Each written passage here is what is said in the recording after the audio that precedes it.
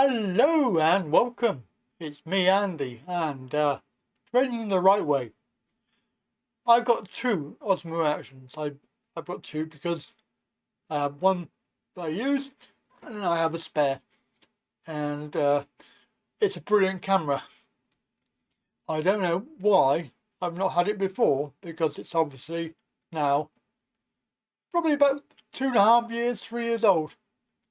Been surpassed by many other cameras, but it still maintains the quality, 4K, and extremely reliable camera compared to other cameras that I've tried, and I've tried a few.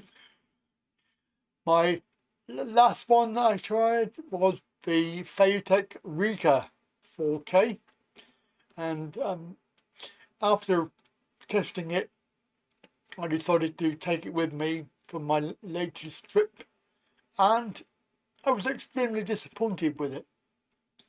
But this next trip will be the Osmo Action I have. I've got it all set up on the gimbal, and of course it has audio input, and it's looking quite good as a rig. Now, the other day I was looking at the Mimo app, and I was connecting to the Mimo app via Wi-Fi from the Osmo, and of course it does that in order to change settings and to live view and to control the camera. All very good. There are a lot of apps out there that control cameras, such as obviously the GoPro one, and there was even one for the Phaotech camera, which yeah, it's okay. Didn't help with the audio, but it's okay.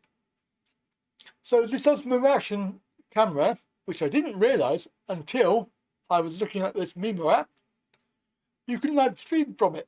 You can live stream.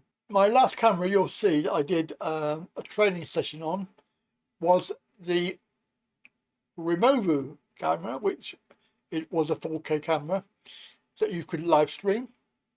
It was a bit quirky, and it took a lot of effort trying to get it to actually live stream, but in the end it did. And the only thing I'm not using it now is because it was the actual gimbal itself is highly unstable, unreliable. It would just conk out because of the switches in it. It has too many advanced options, but not very good quality made.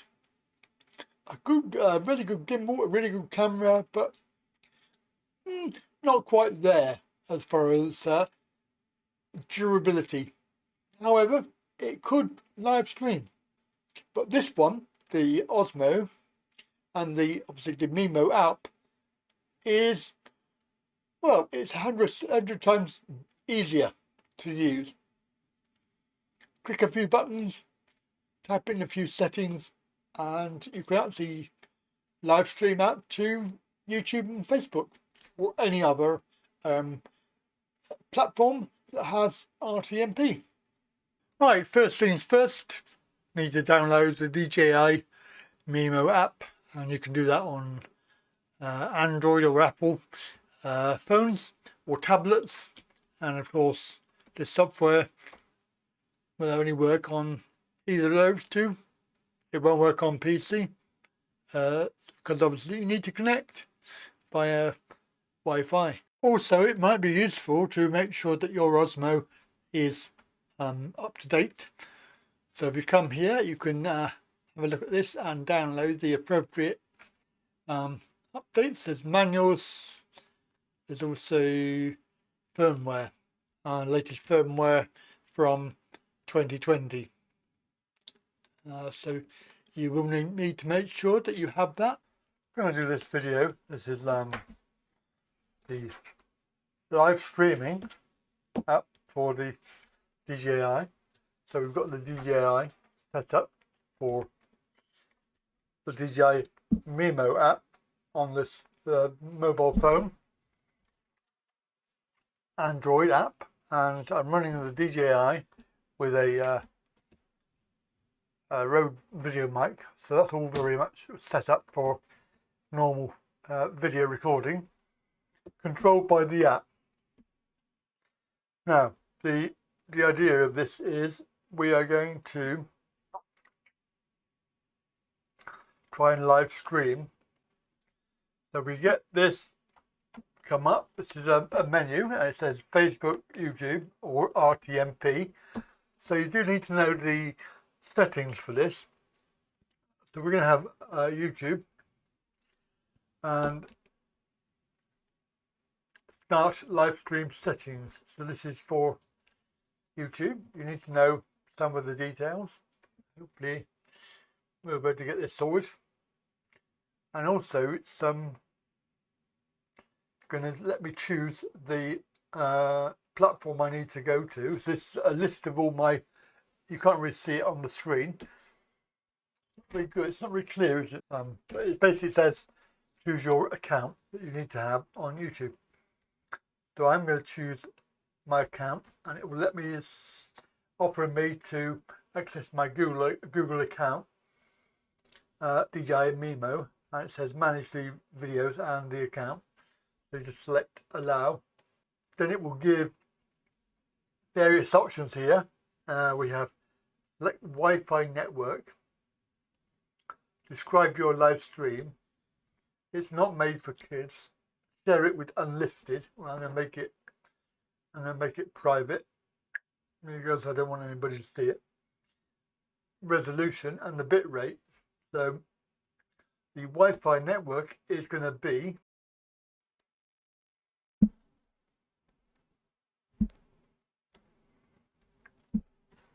okay. Unable to join network. Check and try again. Okay, it's not going to let me do it.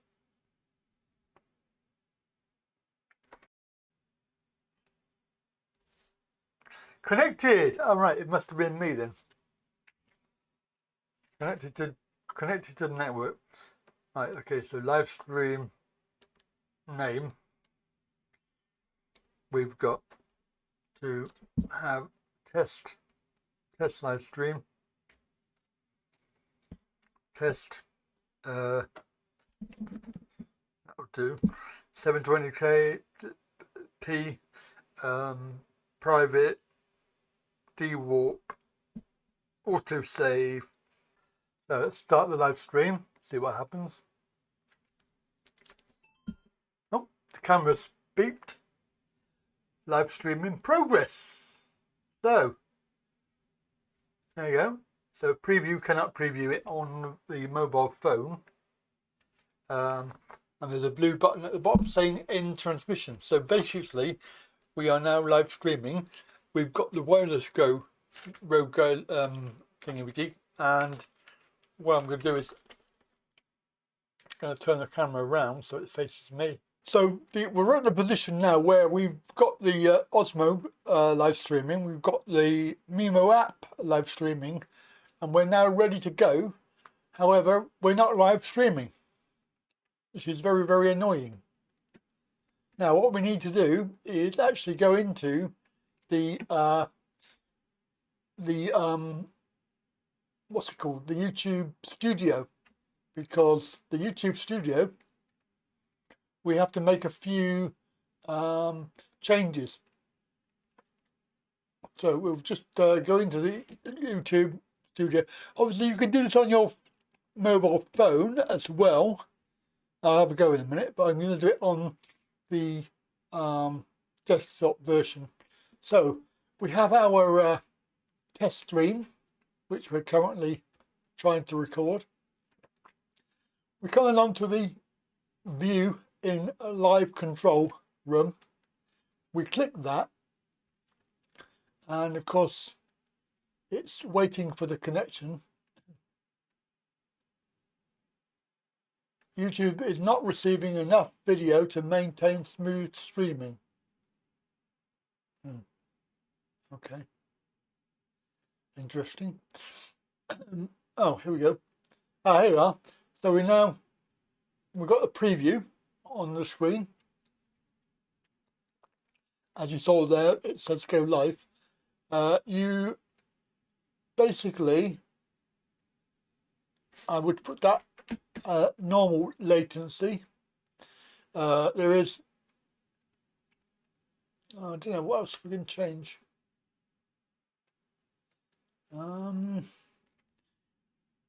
Stream health. Poor stream health. I don't know why that is. It says poor stream health. Stream settings. Don't know what else there is to set. What does auto start? What's that? Don't know what that is. Open widget. What's that? Oh, that's the error message. Okay. Right. Well, all you do then is one more step. Click go live.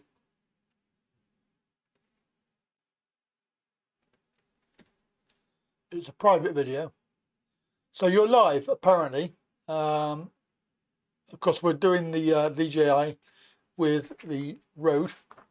So we should have perfect audio. Okay, we can move this around.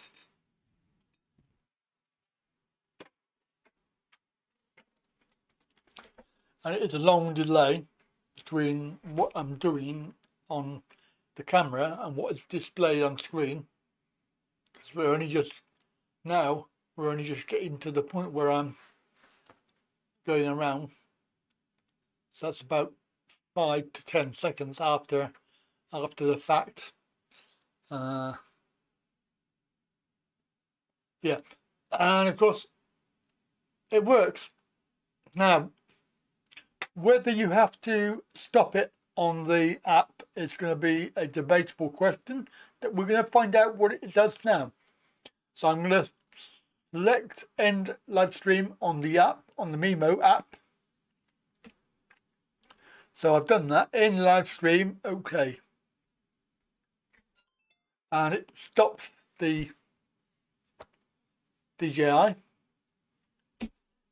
I'll wait for it to see if it stops in the studio. There's no data coming in. It's actually got the circle of death. The end stream button at the top is still highlighted. Whether that works or not, I don't know. Whether you have to. The timer is still going. It's still counting down. Don't know whether you're supposed to.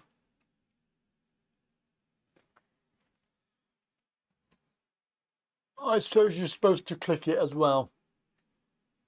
Although the instructions are not very clear. Okay, I'm going to click it. There, done.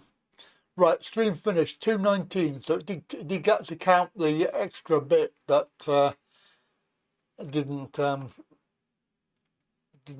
there was no data for it. It's a private video. So you're live apparently. Of course, we're doing the DJI with the Rode, so we should have perfect audio. Okay, we can move this around.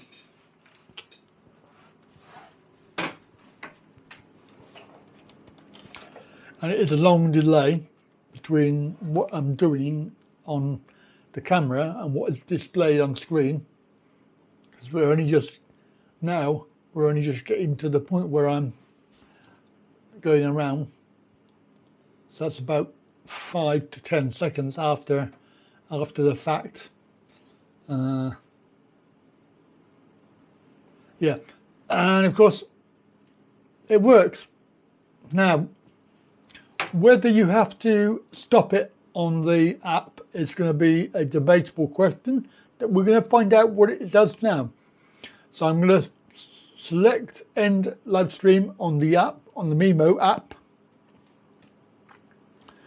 So finally got it sorted out and managed to live stream correctly up to the YouTube, and comes out quite nice in the long term. However, this long-winded faffing around with having to go back into the studio, I can see that's a pain in the ass. And if you've been watching this channel for a little while, you'll know that I've done a Removal K1 video, which was all about live streaming from the K1 in a very similar way, and using the phone settings on the K1, the app, and connecting it via the internet, which it did work, but it was wholly unreliable because the internet connection was not very stable, and of course it did drop out every now and again. So I'm wondering if this will be the same. It probably will be.